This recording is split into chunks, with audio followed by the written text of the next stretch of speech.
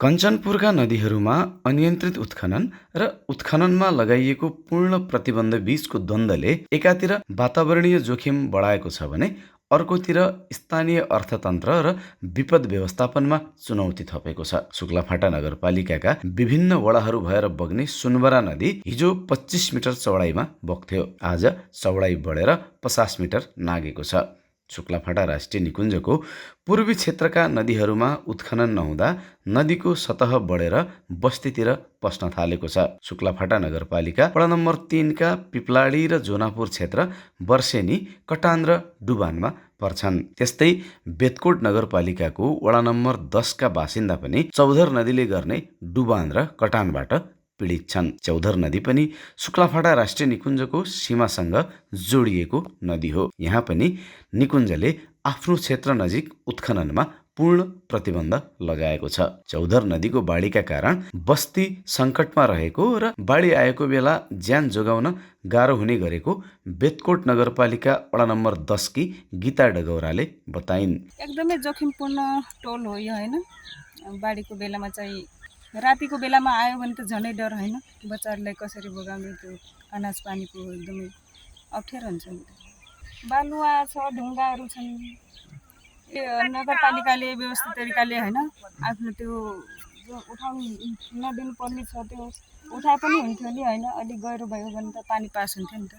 तटबन्धनको एकदमै जरुरी छ हैन। अब आएको बजेटहरू खै राम्रोसँग लगानी गर्दैनन्, जति हुनुपर्ने त्यति छैनन्। चौधर नदी कञ्चनपुरको भूगोल भएर बग्ने नदीहरूमा महाकाली नदीपछि सबैभन्दा बढी गेग्रान, बालुवा र ढुङ्गा थुपार्ने नदी हो।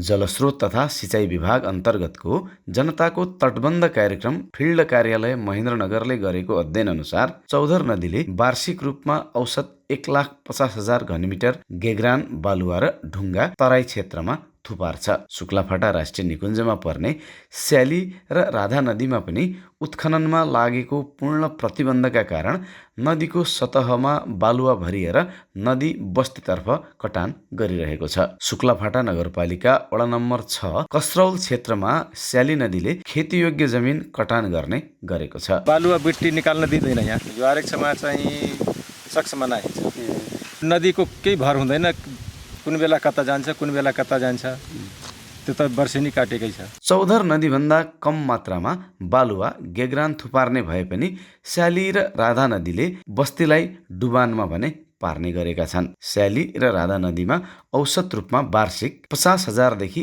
80,000 घनमिटरसम्म गेग्रान र बालुवा थुप्रिने गरेको जनताको तटबन्ध कार्यक्रमको प्रतिवेदनमा उल्लेख छ। यसै प्रतिवेदनका अनुसार यी नदीहरूमा बालुवा र गेग्रान थुप्रिँदा नदीको सतह 10 देखि 15 सेन्टिमिटरसम्म अग्लिएको छ। स्थानीय तहहरूका लागि यी नदीहरू विपद व्यवस्थापनमा समस्या देखिए पनि राजस्व सङ्कलनका भने मेरुदण्ड हुन्। तर प्रदेश सरकारले यी नदीहरूबाट सङ्कलन हुने नदीजन्य वस्तु सङ्कलनमा लाग्ने करको दर दोब्बर पार्दा ठेकेदारहरू कर सङ्कलनका लागि लाग्ने टेन्डरमा सहभागी हुन छोडेका छन्। शुक्लाफाटा र बेतकोट जस्ता नगरपालिकाले आह्वान गरेको टेन्डरमा ठेकेदारहरूले सहभागिता नजनाउँदा अमानतमा काम चलाएका छन्। वातावरण विज्ञहरू भन्छन् समाधान प्रतिबन्ध होइन, सन्तुलित उत्खनन हो। जसले जोखिम भोग्छ उसैलाई निर्णय प्रक्रियामा सहभागी गराइनुपर्छ। अवैध दोहन रोक्नका लागि नदीजन्य पदार्थहरू ढुवानी गर्ने, ढुवानीका साधनहरूमा GPS प्रणाली जडान गर्ने र नदीजन्य वस्तुहरूको सङ्कलन बापत प्राप्त हुने राजस्वको केही प्रतिशत अनिवार्य रूपमा स्थानीय क्षेत्रमै तटबन्ध र नदी संरक्षणका अन्य कार्यक्रमहरूमा खर्च गर्नुपर्छ। भीमदत्त नगरपालिकाका वातावरण अधिकृत सबिन रावल। ठुला स्काभेटरहरू, डोजरहरू खोलामा प्रयोग नगर्ने, साधारण मान्छेहरूले दैनिक रूपमा चाहिँ श्रममूलक प्रविधि भनेर भन्छ, जस्तै स्थानीय मान्छेहरूलाई चाहिँ ढुङ्गा गिटी बालुवा उत्खनन गर्न लगाउने। राजस्वबाट आउने कुराहरूमा पनि अब 60-40 हुन्छ क्या। 60 चाहिँ स्थानीय तहले राख्छन्, 40% चाहिँ प्रदेशले लैजान्छ। त अब प्रदेशको भूमिका चाहिँ तर खासै न्यून देखिन्छ, किनभने अब प्रदेशले पनि अनुगमन गर्नेदेखि लिएर अन्य कुरा गर्नुपर्ने हो, तर यो देखिँदैन। ढुङ्गा गिटी बालुवा ठेक्का लगाउनु पूर्व लगाइसकेपछि आई प्रतिवेदनको अलिक राम्रोसँग कार्यान्वयन गर्न सकेमा यसले दिने दीर्घकालीन फाइदाहरू जुन छ त्यो अझ राम्रोसँग लिन सकिन्थ्यो भन्ने चाहिँ मेरो अपेक्षा हो र यो गर्नु जरुरी पनि छ।